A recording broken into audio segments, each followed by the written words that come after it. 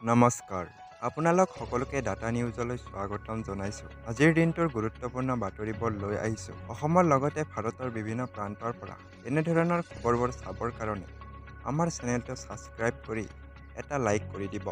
অসমবাসীৰ বাবে ভাল খবৰ। কেনেকৈ কৰিব আপুনি অৰুণোদয় আঁচনিৰ বাবে আবেদন? কি কি নথিপত্ৰৰ প্ৰয়োজন হ'ব? কি কি নথিপত্ৰ থাকিলে আপুনি লাভ কৰিব অৰুণোদয় আঁচনিৰ সুবিধা?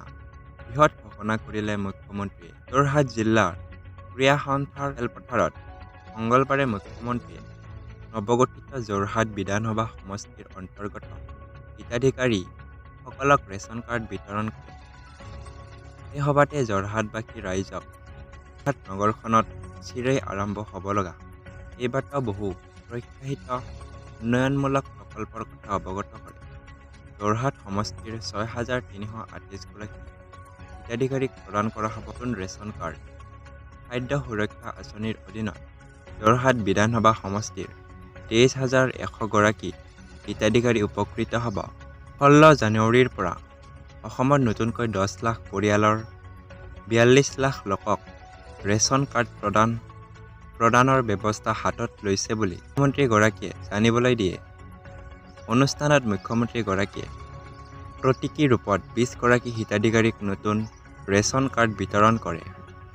পৰৱৰ্তী সময়ত বাকী হিতাধিকাৰীসকলক পঞ্চায়তসমূহত বিতৰণ কৰা হ'ব ৰেচন কাৰ্ড। আনহাতে ৰেচন কাৰ্ড থকা হিতাধিকাৰীসকলক অচিৰেই অৰুণোদয় আঁচনিও প্ৰদান কৰা হ'ব বুলি মুখ্যমন্ত্ৰীগৰাকীয়ে জানিবলৈ দিয়ে। মুখ্যমন্ত্ৰীগৰাকীয়ে ভাষণত এই ৰেচন কাৰ্ডত গ্ৰাহকসকলে কি সুবিধা পাব সেই সন্দৰ্ভত বিতংভাৱে উল্লেখ কৰাৰ উপৰিও যোৰহাটৰ কেইবাটাও উন্নয়নমূলক কাম শীঘ্ৰে আৰম্ভ কৰাৰ বিষয়ে উল্লেখ কৰে। ইয়াৰ পিছৰ খবৰটো হৈছে, কেতিয়া গ্ৰেপ্তাৰ হ'ব কংগ্ৰেছৰ যুৱৰাজ ৰাহুল গান্ধী? কি ক'লে মুখ্যমন্ত্ৰীয়ে? ভাৰত জোড়ো ন্যায় যাত্ৰাত এটাৰ পিছত আনটো অথান্তৰ হৈ আছে। অথান্তৰে লগ এৰি নিদিয়া কংগ্ৰেছৰ এক যাত্ৰা।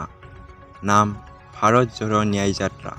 যাত্ৰা আৰম্ভ কৰিম বুলি ভবাৰে পৰা হৈ আছে এটাৰ পিছত আন এটা অথান্তৰ। কংগ্ৰেছৰ যাত্ৰাৰ প্ৰতিটো দিনতে হৈ আছে কেৱল অথান্তৰ। কেতিয়াবা যদি যাত্ৰা কৰিবলৈ বিচৰা স্থানত অনুমতি নাপায়, কেতিয়াবা আকৌ যাত্ৰা কৰিবলৈ বিচৰা স্থানৰ বাবে সংশ্লিষ্ট কৰ্তৃপক্ষৰ পৰা অনুমতি নোলোৱাৰ অভিযোগ।